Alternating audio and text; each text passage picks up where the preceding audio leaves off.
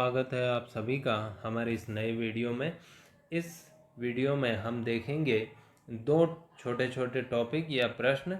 एक तो है सत्ता और शक्ति में अंतर, और दूसरा हम पॉइंट देखेंगे कि सत्ता के प्रकार कौन कौन से हैं। तो देखिएगा ज़रा, मैक्स वेबर ने सत्ता और शक्ति में कुछ अंतर किए हैं, उनको हम देखते हैं। उसके उपरांत सत्ता के विभिन्न प्रकार देखेंगे। तो पहला है सत्ता और शक्ति में अंतर। मैक्स वेबर के अनुसार सत्ता में जो महत्वपूर्ण चीज़ है वो है वेद्यता, अर्थात सत्ता में वेद्यता होती है, जबकि शक्ति में बल होता है। यानी एक किसी को आप दबाव में लाकर उससे अपने आदेशों का पालन करवाएं तो उसे कहेंगे हम शक्ति, और जबकि कानून के अनुसार एक व्यक्ति आदेश देता है और दूसरा व्यक्ति कानून को समझते हुए, कानून को जानते हुए उसका पालन करता है, तो उसे हम कहेंगे सत्ता। तो सत्ता में वेद्यता है और शक्ति में बल प्रयोग या दबाव है। यदि शक्ति को वेद्यता मिल जाए तो वह सत्ता बन जाती है, निश्चित है। तो मेन इम्पोर्टेंट जो की पॉइंट है वो है वेद्यता। वेद्यता का अर्थ है किसी बात को स्वीकृति प्रदान कर देना। तो यदि शक्ति को स्वीकृति प्रदान कर दी जाती है लोगों द्वारा तो वह सत्ता बन जाती है। इसके अलावा भी बहुत से अंतर हैं। सत्ता का स्रोत, जो हम संगठन की बात करते हैं, वो उसमें सत्ता होती है, तो सत्ता का स्रोत केवल संगठनात्मक पदीय स्थिति है, यानी संगठन में है, उसे कोई पद प्राप्त हुआ है तभी उसकी सत्ता है, अन्यथा नहीं है। उदाहरण के रूप में एक व्यक्ति जिला कलेक्टर बनता है तो उसकी सत्ता है, क्योंकि उसे कलेक्टर का पद प्राप्त हुआ है। लेकिन जब वो रिटायर हो जाता है तो उसके बाद उसकी कोई सत्ता नहीं रहती। तो पद के कारण सत्ता प्राप्त होती है। दूसरी ओर शक्ति के बहुत से स्रोत हैं, जैसे कार्य में कुशल है इसलिए लोग उसकी बात को मानते हैं। वो पुरस्कार दे सकता है या कोई दंड दे सकता है या दबाव डाल सकता है या कोई आपको हानि पहुंचा सकता है, इसलिए आप डर के मारे या किसी लालच में आप उसकी बात को मानते हैं, न कि कानून के कारण। कानून के कारण यदि आप बात मानते हैं तो सत्ता है, लेकिन किसी डर, लालच, भय या फिर वो कुछ ज़्यादा जानता है आपसे, उसके पास ज़्यादा सूचनाएं हैं, इस वजह से आप उसकी बातों को मान लेते हैं, उसके आदेशों का पालन करने लगते हैं, तो समझिए उसमें क्या निहित है, शक्ति। उसके उपरांत देखिए, अभी मैंने कहा सत्ता पद में होती है, व्यक्ति में नहीं, इसलिए सत्ता अवैयक्तिक और वस्तुनिष्ठ है। वस्तुनिष्ठ का अर्थ है जो सभी के लिए समान हो, जबकि शक्ति की बात है वो व्यक्ति में होती है और व्यक्तिनिष्ठ होती है। व्यक्तिनिष्ठ का अर्थ है व्यक्ति से व्यक्ति बदल जाती है। एक व्यक्ति के पास ज़्यादा शक्ति है, दूसरे के पास कम है, इस प्रकार से व्यक्ति टू व्यक्ति बदल जाती है। सत्ता भी निश्चित रूप से पद में निहित होती है, व्यक्ति में नहीं, और ये व्यक्ति में होती है। उसके उपरांत आया इसका औपचारिक स्वरूप होता है। औपचारिक स्वरूप यानी संगठन का जो फॉर्मल स्ट्रक्चर है उसमें सत्ता विद्यमान है, ये अनौपचारिक या औपचारिक हो सकती है।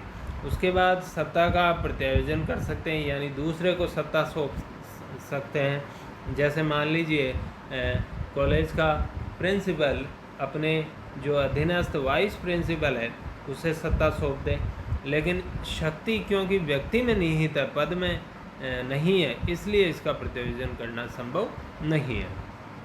फिर वही बात आई, सत्ता कहाँ पाई जाती है? पद सोपान में। जो हमारा पद सोपान हम स्ट्रक्चर बनाते हैं उसमें पाई जाती है, उसमें जो विभिन्न पद हैं उनके साथ सत्ता पाई जाती है। लेकिन शक्ति कहीं भी हो सकती है, इसके लिए ज़रूरी नहीं है पद सोपान ही हो, किसी भी व्यक्ति में हो सकती है। तो ये एक महत्वपूर्ण बात है। सत्ता की जहाँ तक बात है, उच्च स्तर पर अधिक होती है और निम्न स्तर के जो कर्मचारी उनको सत्ता कम मिलती है। जितना बड़ा इसमें इस पद सोपान में देखिए, जितना बड़ा जैसे जैसे ऊपर हम जाएंगे सत्ता अधिकारी की बढ़ती जाएगी और जैसे जैसे नीचे आएंगे सत्ता कम होती जाएगी। इसी प्रकार लेकिन इसका नहीं है, शक्ति का कहीं भी अधिक हो सकती है या कहीं भी कम हो सकती है। इसका ऐसा नहीं है कि शक्ति जो है ऊपर से नीचे कम होती चले या नीचे से ऊपर बढ़ती जाए, ऐसा कुछ नहीं है। और लास्ट एंड फाइनल है कि सत्ता का पालन अनिवार्य, अन्यथा कानूनन कार्रवाई होती है, लेकिन शक्ति का पालन स्वैच्छिक है क्योंकि इसके लिए कोई कानून नहीं बना है। तो इस प्रकार से ये सत्ता और शक्ति में अंतर 50 शब्दों का प्रश्न यदि पूछा जाए तो आप उसका उत्तर ये लिखें। इसके उपरांत हम एक और प्रश्न देखते हैं। मैक्स वेबर ने सत्ता के 3 प्रकार बताए हैं। इन 3 प्रकारों को देखना है। तो पहला तो बताया पारंपरिक सत्ता, दूसरा है चमत्कारिक या करिश्माई सत्ता, और तीसरा है वेद विवेकपूर्ण सत्ता या कानूनी सत्ता। तो पहली जो है पारंपरिक सत्ता, वो ये कहती है कि लोग प्राचीन परंपराएं जो चल रही है उनको पवित्र मानते हैं और उनके अधीन जो पद धारण करता है या जो सत्ता का प्रयोग करता है उसकी स्थिति को वेद मानते हैं और इसलिए उसकी आज्ञा का पालन करते हैं। मैंने कहा कि वेदता मिल जाए सत्ता को तो शक्ति को, तो वो सत्ता बन जाती है। यहाँ पे वेदता लोग दे रहे हैं उसको, कैसे दे रहे हैं कि प्राचीन परंपराएं जो है उसको वो बिल्कुल अच्छा मान रहे हैं कि प्राचीन परंपरा से के अनुसार यही होना चाहिए और उसके अधीन फिर जो व्यक्ति पद धारण कर रहा है उसे वो बिल्कुल ठीक मान रहे हैं। जैसे राजतंत्र की हम बात करें तो कोई राजा बनता है, राजा का बेटा ही राजा बनता है, ये परंपरा है। इस परंपरा को सही मान रहे हैं और लोग, और इसलिए राजा का बेटा जब राजा बनता है तो उसका भी वैसे ही पालन करते हैं, उसके आदेशों का भी, जैसे उसके पिता का कर रहे थे। इसी प्रकार माता पिता की सत्ता, अब पुत्र पुत्रियां अपने माता पिता की आज्ञा का पालन करते हैं क्योंकि उनके अनुसार माता पिता, परंपरा है हमारी, क्या परंपरा है कि माता पिता बड़ों की, गुरुजनों की आज्ञा का पालन करना चाहिए। उनको, उन परंपराओं को वो अच्छा मानते हैं और इसलिए पालन कर रहे हैं। तो इसके पीछे कुल मिला के एक सामाजिक मान्यता प्रभावी होती है, न कि तार्किकता। भले ही वो उनका आदेश कितना ही खराब हो, गलत हो, लेकिन उन्होंने कहा है तो करना ही है।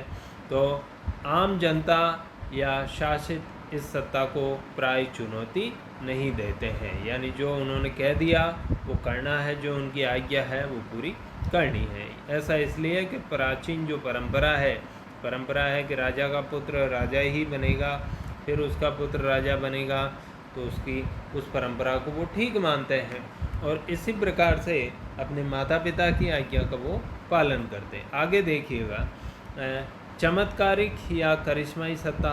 चमत्कारिक या करिश्माई सत्ता में ऐसा होता है कि जो नेता है उसमें कुछ विशेष गुण होते हैं, ऐसे गुण होते हैं जो दूसरों में नहीं होते हैं और इसलिए लोग उसकी आज्ञा का पालन करते हैं, बिल्कुल उसके प्रति मंत्र मुग्ध हो जाते हैं लोग। वो सोचते हैं कि यह व्यक्ति तो भगवान द्वारा भेजा गया कोई विशेष दूत है या इस व्यक्ति में विशेष देवीय शक्तियां हैं, इसलिए हमें इसके आज्ञा का पालन करना चाहिए। तो देख लें आप, नेता के गुण, चरित्र और व्यक्तित्व में आस्था होने और उसके जादुई प्रभाव के प्रति भय मिश्रित मुग्धता। थोड़ा सा इसको समझें, यानी भय से डर भी रहता है लोगों में, अरे कि हम इसकी आज्ञा का पालन नहीं करेंगे तो हमारा अहित हो जाएगा। कैसे कि जैसे मान लीजिए कोई धर्म गुरु है, तो धर्म गुरु की आप आज्ञा का पालन करते हैं, आपको ऐसा लगता है कि यदि मैंने इस धर्म गुरु की आज्ञा का पालन नहीं किया तो मेरा अहित हो जाएगा, हो सकता है ईश्वर मुझसे नाराज़ हो जाए, इसलिए। इसी प्रकार कोई एक्टर है, उसके भी आप देखते हैं लाखों फॉलोवर होते हैं और जो है उसकी बात को मानते हैं।